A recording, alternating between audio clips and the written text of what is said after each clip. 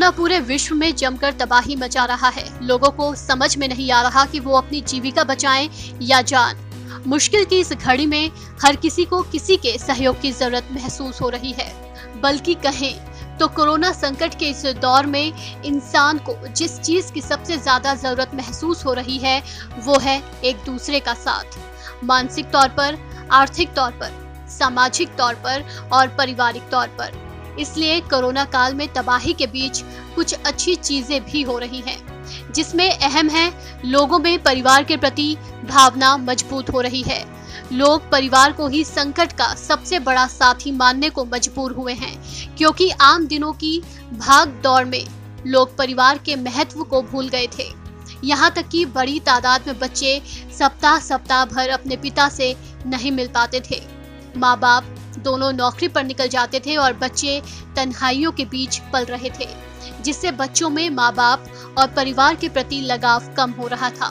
लेकिन पिछले कुछ दिनों से परिस्थितियां बदल गई हैं। वर्षों बाद लोगों को इतने लंबे समय के लिए परिवार में रहने का मौका मिल रहा है। व्यस्तता के कारण जो लोग हमेशा शिकायत करते थे कि उन्हें अपने परिवार में रहने का मौका नहीं मिल पाता है, आज वो लोग खुश हैं। घरों में पुरुष भी काम में हाथ बटा रहे हैं, बच्चे भी घर के कामकाज निपटाने में मदद कर रहे हैं।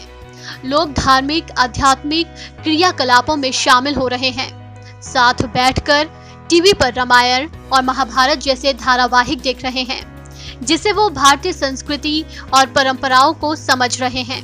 बच्चों को परिवार के साथ समय बिताना अच्छा लग रहा है और वो सामाजिक और पारिवारिक मूल्यों के प्रति भी जागरूक हुए हैं। पारिवारिक सदस्यों के बीच भावनात्मक जुड़ाव मजबूत हो रहा है।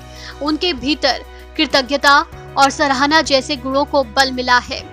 परिवार में सबसे ज्यादा बुजुर्ग लोग खुश हैं, क्योंकि काम के सिलसिले में उनके बच्चे उनसे दूर रहते थे और अब साथ हैं। वो पोते पोतियों के साथ खेल रहे हैं, जिससे उनके अकेले के घुटन भरी जिंदगी से आजादी मिली है।